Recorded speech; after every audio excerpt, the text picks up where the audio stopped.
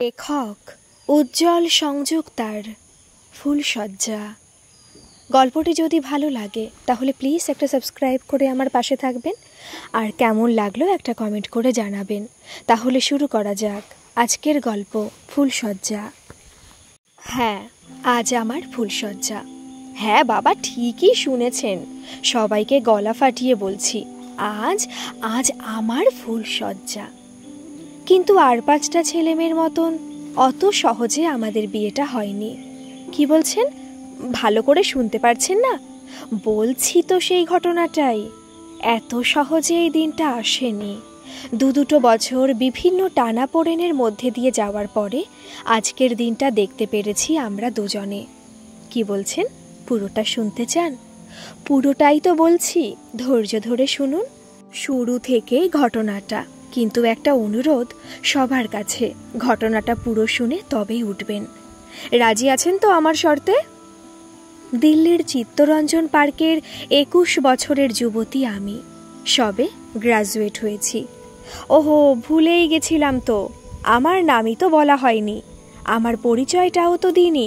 সত্যি আমি না একটা পাগলি। ওকে ওকে, আমি বলছি সব। আমার নাম রিঙ্কি, ভালো নাম রক্তিমা সান্যাল। বাবা দিল্লি এইমসের মস্ত বড় ডাক্তার, মা দিল্লি ইউনিভার্সিটির প্রফেসর। ডন বস্কো স্কুল থেকে উচ্চ মাধ্যমিক পাশ করে দিল্লি ইউনিভার্সিটিতে ভর্তি হয়েছিলাম গ্রাজুয়েশনের জন্য। চিত্তরঞ্জন পার্কে আমার বাবার একটা ছোটোখাটো বাড়ি আছে, সামনে একটা বাগান, অনেক রকমের ফুলের গাছে পরিপূর্ণ হয়ে সাজানো। বাগানের মাঝখানে একটা দোলনা আছে, দোলনাটা ঠিক পাশেই একটা ফোয়ারা। দোতলা বিশাল বাড়িটায় আমরা 3 জন মাত্র প্রাণী। ও ভুল বললাম, দুঃখিত, আমরা 3 জন মানুষ। আরও 2 জন আছে, একজন বিশ্বনাথ কাকু, দারোয়ানের কাজ করেন। খুব ছোটবেলা থেকেই ওনাকে দেখে এসেছি। সত্যি আমার পছন্দের মানুষের ভেতরে একজন হলো বিশ্বনাথ কাকু, আর একজন আছে রান্নার মাসি কল্যাণী। তবে উনি ভোরবেলায় আসেন, সন্ধ্যের দিকে চলে যান সব কিছু সেরে। এই হলো আমার পরিবার, বাড়িঘর সম্বন্ধিত বিবরণ। দেখছেন, আমি সত্যি পাগলি। আমার সব থেকে প্রিয় আদরের মানুষটার কথা তো আমি বলতেই ভুলে গেছি। না বলছি, ওর নাম পপি। আমার কাছে দীর্ঘ 4 বছর থেকে আছে। জানেন, ওই একমাত্র মানুষ যে কি আমাকে সব সময় চোখে চোখে রাখে। বাড়িতে প্রবেশ করা মাত্রই কি করে যে বুঝে যায়, যেখানেই থাক না কেন একদম দৌড়ে চলে আসবে, এসেই এক লাফ দিয়ে আমার কোলে। পপি আমার ডগি, কিন্তু আমি পপিকে মানুষ মনে করি, আমার সব থেকে প্রিয়জনের মধ্যে আর একজন। জানেন, এই 3 জনকেই আমি মানুষ বলে মনে করি। বাকি আর যারা 2 জন আছে, আমার বাবা আর আমার মা, ওদের প্রাণী ছাড়া আমি কিছু মনে করি না। বুঝতে পারলেন তো প্রাণী বলে সম্বোধন করলাম কেন? থুরি, ওদের জন্য আমার কাছে আর একটা সম্বোধন আছে। মেশিন দেখেছেন কোনোদিন? ওরা হলো টাকা রোজগার করার মেশিন। খুব ছোটবেলা থেকেই দেখে এসেছি একজন আয়া আমার দেখাশোনা করত। মাকে দেখতেই পেলাম না। আমি ঘুমিয়ে পড়তাম, তখন বাড়িতে আসতো। সকালবেলায় ঘুম থেকে উঠে ওই কিছুক্ষণের জন্য চোখের সামনে দেখতাম নিজেকে প্রিপারেশন করার জন্য ব্যস্ত হয়ে উঠেছে। বাড়ি থেকে বেরোনোর মুহূর্তে কয়েকটা সেকেন্ডের জন্য আমাকে আদর করতে আসতো, ওইটুকুই। আর আমি মা মা বলে পরিত্রাহী চিৎকার করতাম, আর তখনই ধমক খেত আমার আয়া, সামলাতে পারছো না, কিসের কাজ করো তুমি, আমার দেরি হয়ে যাচ্ছে ওদিকে। এই কয়েকটা কথা বলাতেই আয়া আমাকে কোলে তুলে পাশের ঘরে চলে যেত। আমি মা মা করতে থাকতাম, কিন্তু সেদিকে মায়ের কান নেই। বাইরে দরজাটা বন্ধ হওয়ার সশব্দ আওয়াজ শুনতে পাই। মায়ের কাছে সময় কোথায়? সত্যি তো, একদিকে এত বড় কলেজের প্রফেসর, তারপরে উনি আবার মহিলা মোর্চার নেত্রী, সম্পাদিকা। এই সবের থেকে সময় পেলে তো নিজের সন্তানের জন্য সময় দিতে পারবে। আর বাবার কথা ছাড়ুন, সেটা না হয় নাইবা বললাম। অমাবস্যার 15 দিন পরে পূর্ণিমা হয়। সেই রকমই বাবা উদয় হতো আমার জীবনে পূর্ণিমার চাঁদের মতন, কখনো সখনো কয়েক মুহূর্তের জন্য। আর হবে নাই বা কেন? বাবা তো বিশাল ডাক্তার। সারা পৃথিবীর মানুষের কাছে ওনার সময় থাকলেও নিজের একমাত্র মেয়ের কাছে কোনোদিন সময় ছিল না বাবার। এইভাবেই বড় হয়ে উঠেছি। কোনো অভাবই রাখেনি আমার মা বাবা। দামি স্কুলে ভর্তি করিয়ে দেওয়া, বাড়ির গাড়িতে স্কুলে যাওয়া আসা, সাথে ড্রাইভার, আর সারাদিন রাত আয়া মাসি থাকে। স্কুল লাইফে স্কুলের থেকে বারবার কল করা হতো বাড়ির গার্জেনদের মিটিংয়ের জন্য, কিন্তু উপস্থিত থাকতো কে জানেন? আমার আয়া মাসি গার্জেন হয়ে। একটু বড় হতে বুঝে গিয়েছিলাম অনেক কিছুই। বলতেই পারেন অল্প বয়সে পেকে গিয়েছিলাম, আর হয়েছিলাম অসম্ভব জেদি। আর হ্যাঁ, বাবা মা আমাকে সময় না দেওয়াতে আমি কিন্তু একটু বড় হয়ে যাওয়ার পরে দুঃখ করিনি কোনো দিনও। হ্যাঁ, তবে একটা জিনিস খারাপ লাগতো, যখন দেখতাম স্কুলের গেটে বাড়ি ফেরার সময় অন্য বাচ্চাদের বাবা হোক মা হোক কেউ একজন দাঁড়িয়ে থাকতো, তখনই একটু মনটা অন্যমনস্ক হয়ে উঠত। না, চোখটা খুঁজে বেড়াতো তখন আমার আয়া মাসিকে।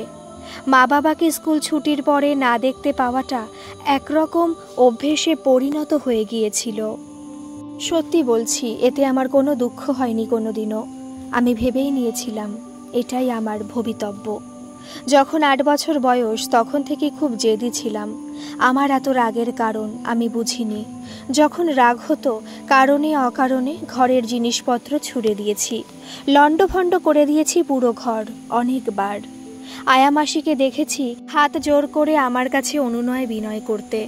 এমন করতে নেই সোনা, মা রাগবে এসে জিনিসপত্র ভাঙলে, তুমি জিনিসপত্র ভাঙবে রেগে উঠে, আর আমার চাকরি চলে যাবে, একটু দয়া করো সোনা আমার উপরে।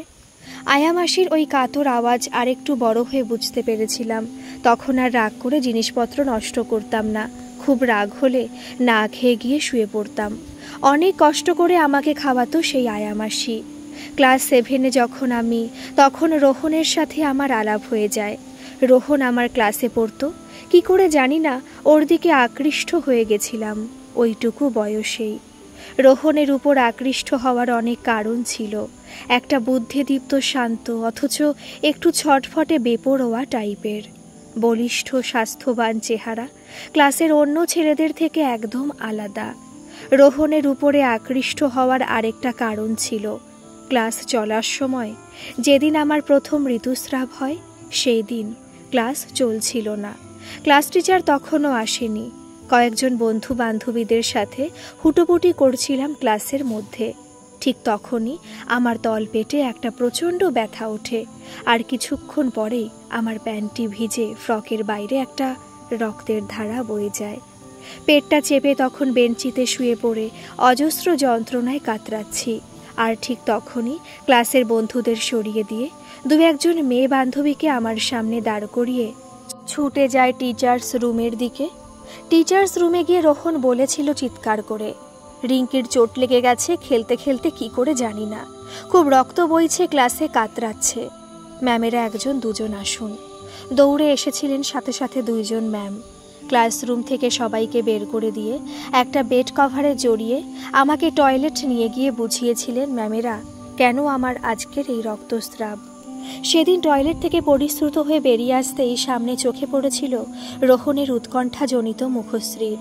সেই দৃষ্টিতে সেদিন ছিল আমার শরীর খারাপে ওর ব্যতিব্যস্ততা। এটুকু তো সেই বয়সেই বুঝতে শিখেছিলাম, ওর দৃষ্টি আর না বলা কথাগুলো। স্কুলের থেকে তখনই ফোন করে দেওয়া হয়েছিল বাড়ির ল্যান্ডলাইন ফোনে। দৌড়ে এসেছিল গাড়ির ড্রাইভার, সাথে আয়া মাসি। গাড়িতে বসা পর্যন্ত উৎকণ্ঠার দৃষ্টিতে আমার প্রতিটি পদক্ষেপে দৃষ্টি রেখেছিল রোহনই একমাত্র। ওই বয়সেই ওর ওই দৃষ্টি, উৎকণ্ঠা আমার প্রতি দেখে অবাক হয়ে গিয়েছিলাম সেই দিন। বাড়িতে এনে আমাকে যা কিছু করানোর আয়া মাসি করিয়েছিল। রাত্রিবেলায় মা এসে যখন সব কথা শুনেছিল আয়া মাসির কাছ থেকে, তখন একটা কথাই বলেছিল তাচ্ছিল্যের সাথে, এই বয়সে এই রকমই হয়, এটা কিছু নতুন নয়। মায়ের কথাগুলো শুনতে পেয়েছিলাম নিজের ঘরে শুয়ে শুয়ে। একবারও এসে আমার সামনে দাঁড়ায়নি আমার মা। জিজ্ঞাসাটুকু করতে প্রয়োজন বোধ করেনি মেয়ের প্রথম ঋতুস্রাবের অভিজ্ঞতা, তার কষ্ট, তার যন্ত্রণার কথাগুলো। 4 দিন নিজের রুমটাতেই ছিলাম। পাশে দেখতে পেয়েছিলাম স্রেফ আয়া মাসিকে। পপিকে জড়িয়ে ধরে কেঁদে কেঁদে বলেছিলাম নিজের না বলা কথাগুলোকে। জানি না পপি কতটা বুঝেছিল আমার মনের কথা। যাদের বোঝার কথা ছিল আমার মনের কথাগুলো, এই 4 দিনে একবারও এসে দেখা করেনি আমার সাথে। তাহলে মাকে প্রাণী বলবো না মানুষ বলবো? আপনারা একটু বুঝিয়ে দিন না প্লিজ। আমি মাকে বদনাম করছি না, সেই সাহস আমার নেই। 5ম দিনে স্কুলে গিয়েছিলাম। স্কুলে ঢোকার মুখেই রোহনকে দেখতে পেয়েছিলাম গাড়ি থেকে নেমেই। রোহনের চোখে মুখে দেখেছিলাম একটা উৎকণ্ঠা, একটা আতঙ্ক কাজ করছে। ব্যতিব্যস্ত হয়ে উঠেছে আমার এই কয়টা দিন স্কুলে না যাওয়াতে। কার থেকে নামতেই সামনে চলে আসে রোহন। তোর কি হয়েছিল রে? কোনো খবর পাইনি। হঠাৎ করে কোথায় আঘাত লাগলো? এত রক্ত বেরিয়েছিল তোর? আমি প্রত্যেক দিন খোঁজ নিয়েছি, কিন্তু কারোর থেকে কোনো খোঁজ পাইনি তোর। রোহনের চোখে মুখে দেখেছিলাম সেদিন অন্য এক প্রতিচ্ছবি। ওইটুকু বয়সেই বুঝতে পারিনি সেদিন। আজ বুঝি সেদিনের ওর উৎকণ্ঠার কারণগুলো। একটু হেসে বলেছিলাম সেদিন, আরে না, তেমন কিছু নয়। মেয়েদের এই রকম হয়ে যায় বয়সের সাথে সাথে। আমার কথাগুলো বুঝতে পারিনি সেদিন রোহন। কেমন একটা আশ্চর্য দৃষ্টি নিয়ে তাকিয়েছিল অনেকক্ষণ আমার দিকে। পরিস্থিতিটাকে সহজ করতে ওর হাত ধরে ছুটে গিয়েছিলাম ক্লাসরুমের দিকে। আমি মেয়ে হয়েও বুঝতে পারিনি ঋতুস্রাবের ঘটনাগুলো। তাহলে ছেলে হয়ে রোহন কি করে বুঝতো আমার এই সমস্যার কথাগুলো? কেউ তো আমাকে বুঝিয়ে দেয়নি এমন একটা দিন আসতে পারে আমারও জীবনে কোনো দিন। মাধ্যমিক পরীক্ষা দেওয়ার পরে অনেক দিন বাড়িতেই ছিলাম। 2nd সেশন শুরু হতে মাস 2 বাকি ছিল। কয়েকটা দিনেই বাড়িতে বসে হাঁপিয়ে উঠেছিলাম। আর তখন একদিন রোহনকে ফোন করে ডাকলাম, তুই কি করছিস রে? রোহনের জবাব ছিল ফোনের অপর প্রান্ত থেকে, কি করব? কিছুই না, এমনি বসে থাকি সারাদিন, ভালো লাগে না বাইরে কারো সাথে মিশতে। ওই হাদা, চলে আয় তাহলে আমার বাড়িতে, দুজনে আড্ডা মারবো। আমারও সত্যি ভালো লাগছে না একা একা। খানিকক্ষণ পরে রোহনের বাইকের আওয়াজ পাই। দৌড়ে গিয়েছিলাম দরজা খুলব বলে। রোহন ঘরে ঢুকতেই এক লাফে ওকে জড়িয়ে ধরেছিলাম। গলায় 2 হাত, 2 পাওয়ার কোমরে। এইভাবে লটকে ছিলাম বেশ খানিকক্ষণ। সাথে আমার পপের উচ্ছ্বসিত কেউ কেউ আওয়াজ জানান দিয়েছিল সেও খুব খুশি আমাদের এইভাবে দেখে। রোহনের সাথে ভালোবাসা যতটা না ছিল তার থেকে বেশি খুনসুটি পাওনা ছিল রোহনের। ভালোবাসার দুজনে কেউ বুঝিনি সেদিন ছিটে ফোটাও। দুজনে দুজনকে ভালো লাগতো, এর বেশি কিছু ছিল না। আমার খুনসুটিতে অতিষ্ঠ হয়ে উঠত মাঝে মাঝে রোহন। বেদম মার খেত আমার হাতে। কখনো সখনো চুলের মুঠি ধরে এমন টান দিতাম ও চোখ দিয়ে জল বেরিয়ে পড়ত। তবু আমার উপরে একটুও রাগ করতো না। কি করে এত সহ্য করতো আমার জ্বালাতন? আজ বুঝতে পেরেছি আমার জ্বালাতন ও সহ্য করে নিত কেন। এইভাবে কখন 2 মাস পার হয়ে গিয়েছে বুঝতে পারিনি আমরা দুজনেই। তারপরে উচ্চ মাধ্যমিক পাশ, খুব ভালো নম্বর নিয়ে দুজনেই বেরিয়েছিলাম স্কুলের গণ্ডি ছেড়ে। দিল্লি ইউনিভার্সিটিতে একসাথে ভর্তি হয়েছিলাম সায়েন্স গ্রুপে। কলেজে ভর্তি হয়েও আমার সে খুনসুটিপনা কমার থেকে বেড়ে গিয়েছিল রোহনের প্রতি। কলেজে কামাই করে প্রায় দিনই দিল্লির পথে ঘাটে ঘুরে বেড়াতাম রোহনের সাথে ওর বাইকে। ঘুরে বেড়ানোর দাবিটা আমারই বেশি থাকতো। আমার কোনো দাবি, কোনো জেদ রোহন ফেলতে পারত না। রোহন কেন আমার জেদ, আমার দাবি, আমার খুনসুটিগুলো মেনে নিত কোনো দিন বুঝতে চেষ্টাই করিনি। তবে আজ বুঝতে পেরেছি। বছর ঘুরতে না ঘুরতেই দুর্গাপুজোর ছুটির অবসরে, তখন কলেজও ছুটি, একদিন জেদ ধরে বসলাম, চল রোহন বাইকে করে দূরে কোথাও পাড়ি দিই। ওই পাগলি, কোথায় যাবি দূরে? তোর সাথে তো আমি জাহান্নামে চলে যাব রোহন। নিয়ে যাবি আমাকে জাহান্নামে? বলেই খিলখিল করে হেসে উঠেছিলাম সেদিন। দুর্গাপুজোর সেদিন মহাসপ্তমী, আর একদিন সত্যি সত্যি এক জামা কাপড়ে বেরিয়ে পড়লাম দুজনে কোনো এক গন্তব্যবিহীন জায়গার উদ্দেশ্যে। সাথে কেবল আমার ডেবিট কার্ড আর কিছু টাকা। রোহনকে যেদিকে যেদিকে যেতে বলেছি সেই দিকেই রোহন বাইকের মুখ করেছে। যেখানে যেখানে ইচ্ছে হয়েছে খেয়েছি দাঁড়িয়ে। ন্যাশনাল হাইওয়ে দিয়ে যখন বাইক ছুটছে, মাঝে মাঝে রোহনের কাঁধে ভর দিয়ে দাঁড়িয়ে পড়া, দুহাত আকাশের দিকে তুলে বুক ভরে নিঃশ্বাস মুক্ত বাতাস নেওয়া, কখনো বা উল্টো করে রোহনের মুখোমুখি বসে যাওয়ায় এ যেন এক আলাদা পৃথিবী। সন্ধে হয় হয় এমন সময় বুঝতে পারলাম বাড়ি থেকে আমরা অনেক দূরে চলে এসেছি। রোহন বারবার বলছিল, চল ফিরে যাই পাগলি, আর আমি ততই ওকে উৎসাহ করছিলাম এগিয়ে যাওয়ার জন্য। অন্ধকারের বুক চিরে রোহনকে আষ্ঠে পৃষ্ঠে জড়িয়ে ধরেছিলাম। প্রচণ্ড উন্মাদনায় পেয়েছিল আমায় সেদিন, ভাষায় বোঝাতে পারবো না। রাত তখন কতটা হবে আমি কিছুই জানি না। একটা ঘোরের মধ্যে ছিলাম। বাইকটা থামায় ঘোরটা কেটে গেল। সামনে দেখলাম দু একটা ধাবা, ঠিক তার পেছন দিকে ছোটোখাটো দু একটা লজিং। একটা ধাবায় দড়ির খাটিয়া উপরে বসে গেলাম দুজনে।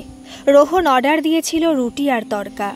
হালকা হালকা ঠান্ডায় খোলা আকাশের নিচে ওই রকম দড়ির খাটিয়াতে বসে তড়কা রুটি খাওয়া আমার জীবনের স্মরণীয় দিনগুলোর মধ্যে একদিন। কি অপূর্ব স্বাদ ছিল সেদিন গরম গরম তড়কার সাথে গরম গরম একটা একটা করে রুটি। সামনে রোহন, দুজনের একটাই থালা। উফ মাইরি, ভাষায় বোঝাই কি করে। আমি সেদিন হাত লাগাইনি খাবারের থালায়, রোহনের হাত দিয়ে খেয়েছিলাম পুরোটা। এই রকম পরিবেশ আমার কাছে নতুন ছিল। রোহনের হাতে খাওয়াটায় যেভাবে তৃপ্তিতে পেট ভরে উঠেছিল, বাড়ি নামি দামি খাওয়াতেও ওই স্বাদ ছিল না। আমাকে ধাবায় বসিয়ে দিয়ে মিনিট 10 জন্য গিয়েছিল পেছনে লজিংটায়। ওখানে একটা রুমের ব্যবস্থা করে এসেছিল আমাদের থাকার জন্য।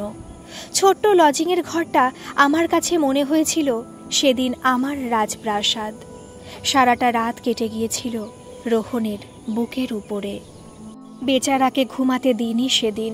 যেই চোখটা বুঝতে যায় অমনি আমার একটা করে থাপ্পড় ওর গালে, সাথে খিলখিল করে হেসে ওঠা। এইভাবে কখন ভোর হয়ে গিয়েছিল বুঝতে পারিনি। ভোরের দিকে দুজনেরই চোখ লেগে গিয়েছিল। লজিংয়ের ছেলেটার ডাকে ঘুম ভেঙে উঠেছিলাম। তার কিছুক্ষণ পরেই ফ্রেশ হয়ে আবার বেরিয়ে পড়েছিলাম। রাতের ধাবাটাতেই বসে সকালের জলখাবারটা সেরে নিয়েছিলাম। তারপরে বাইকে স্টার্ট দিয়েছিল। ফিরছিলাম বাড়ির দিকেই। মিনিট 15 পথ যাওয়ার পরে একটা পুলিশের নাকা চেকিংয়ে আমাদের বাইক আটকায়। তখনই বুঝতে পারি গতকাল রাতে বাড়ি না ফেরায় আমাদের দুজনের পরিবারেরা। পুলিশ স্টেশনে নিখোঁজের ডায়েরি করায়। আরও একটা বড় কারণ ছিল, দুটো ফোনই সুইচ অফ করে দিয়েছিলাম। নাকা চেকিংয়ের থেকে আমাকে আলাদা করে বাড়ি নিয়ে চলে পুলিশের গাড়ি, আর রোহনকে একাই ছেড়ে দেয় নিজের বাড়ি যাওয়ার জন্য। সেদিন এইটুকুই করে ছেড়ে দিয়েছিল পুলিশ। কারণটা অবশ্যই ছিল, প্রথমত আমার পরিচয়, দ্বিতীয়ত রোহনের পরিবারও এক প্রতিষ্ঠিত ব্যবসায়ী।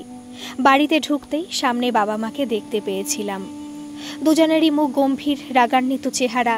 সত্যি বলছি, জন্মের পরের থেকে আজ প্রথম দেখলাম দুজনকে একসাথে আমার জন্য অপেক্ষা করতে। প্রথম প্রশ্নটা মাই করেছিল, কোথায় গিয়েছিলি আমাদের মান সম্মান ধুলোয় মিশিয়ে দিয়ে? মায়ের রাগান্বিত চেহারা, বাবার গম্ভীর মুখ দেখে খিলখিল করে হেসে উঠেছিলাম। জমালয়ে গিয়েছিলাম, জানো না? আমি যে এই ভাষায় কথা বলতে পারি, মা বাবা দুজনে বিশ্বাস করে উঠতে পারেননি সেদিন। আর অপেক্ষা না করে জোরে জোরে পায়ের আওয়াজ করতে করতে নিজের ঘরে গিয়ে পৌঁছেছিলাম। সেদিনের ঘটনা বাবা মা দুজনকেই নাড়িয়ে দিয়েছিল আমার প্রতিক্রিয়া দেখে, কিন্তু ওদের কাছে সময় ছিল না মেয়ের পরিবর্তনের জন্য। এরপর থেকে এমন ঘটনা হতেই থাকলো। হঠাৎ করে দুজনে বেরিয়ে পড়তাম কোনো গন্তব্যস্থান ছাড়াই। এক রাত্রি থেকে পরের দিন বাড়ি ফিরতাম কখনো সখনো, কখনো আবার দুরাত বাইরেই কাটানো হয়ে যেত। আমার পরিবার আশা ছেড়ে দিয়েছিল প্রায়, আমার পরিবর্তন হবে না জেনে। রোহনের পরিবার এক প্রকার মেনে নিয়েছিল আমাদের এই সম্পর্কটাকে। রোহনের পরিবারে আমার যথেষ্ট সম্মান ছিল।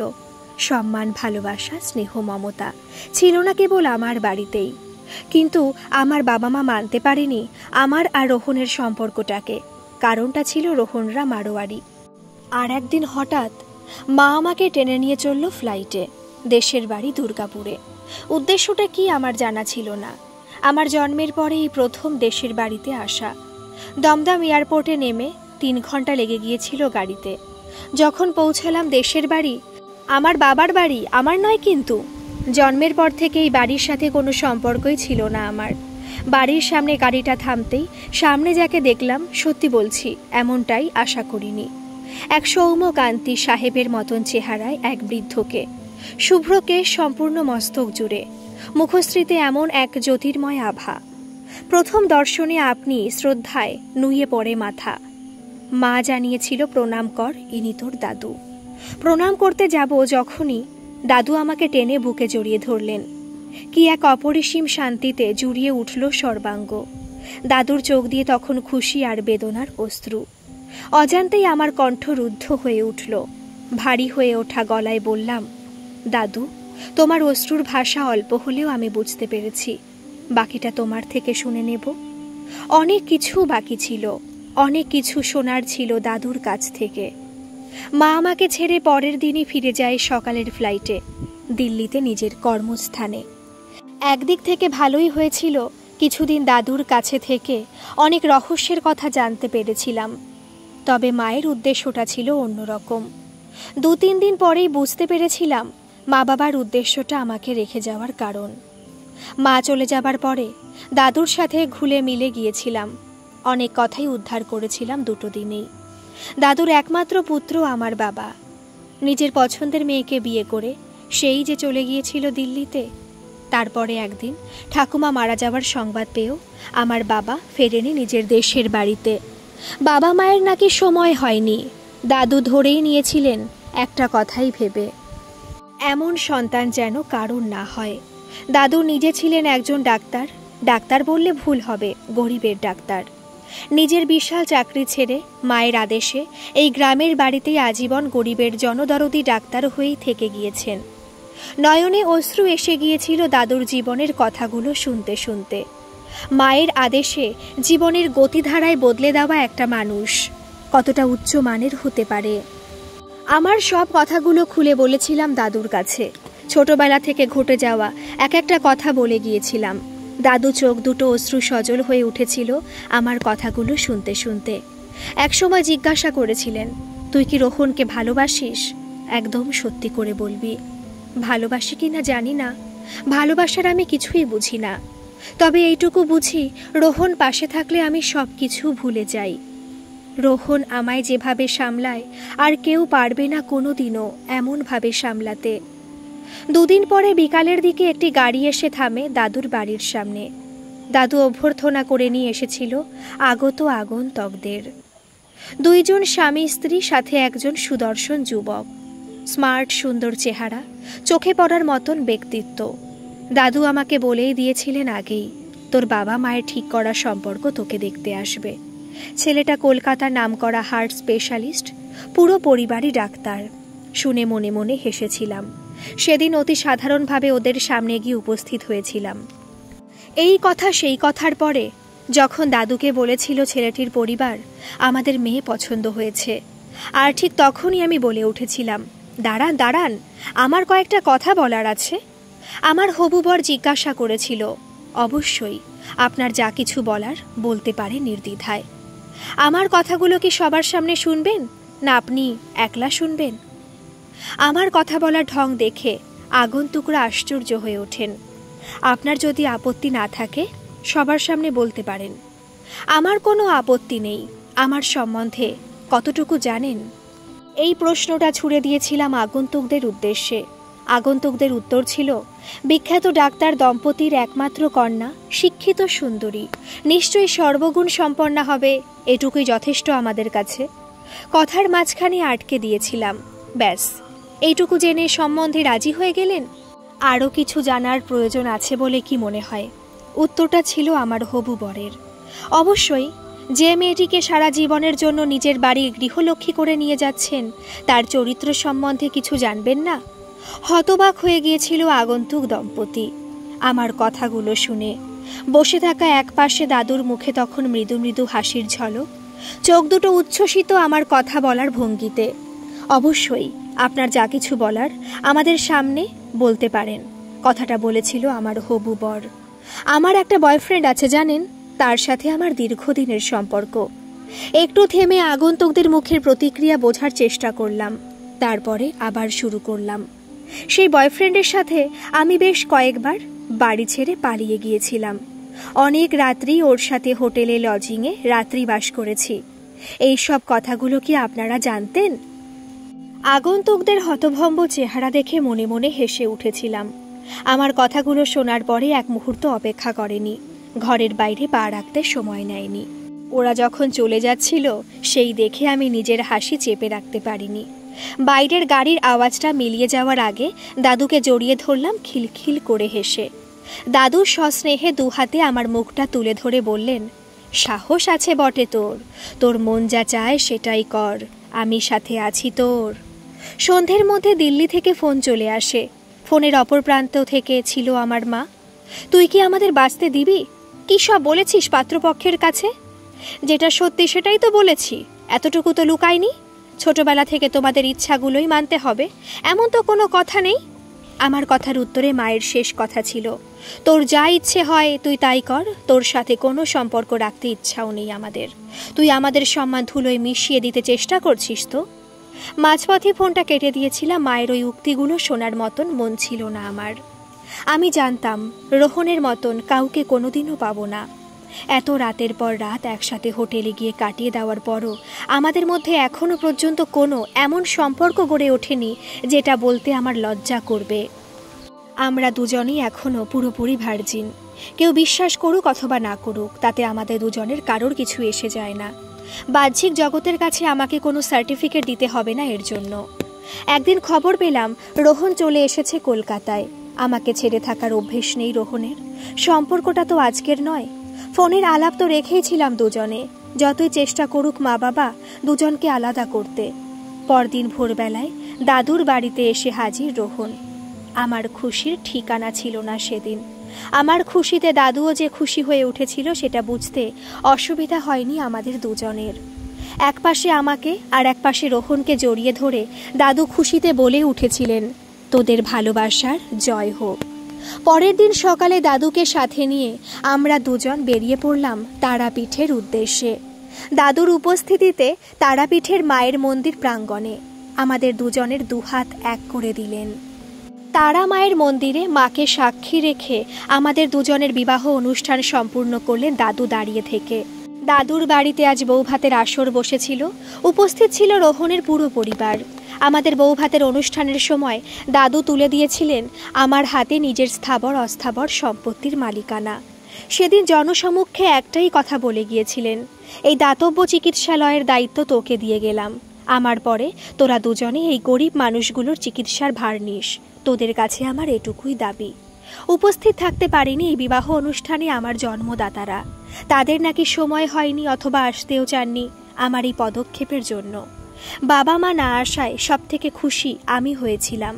আর যদি কেউ অত্যন্ত খুশি হয়ে থাকে সে হলো আমার দাদু। তাই আজ মুক্ত কণ্ঠে স্বীকার করছি সবার সামনে, আজ আমার ফুলশয্যা। রোহনের সাথে কাটিয়ে দিয়েছি অনেক রাত একান্তে, কিন্তু আজ প্রকৃত ফুলশয্যা হবে আমাদের।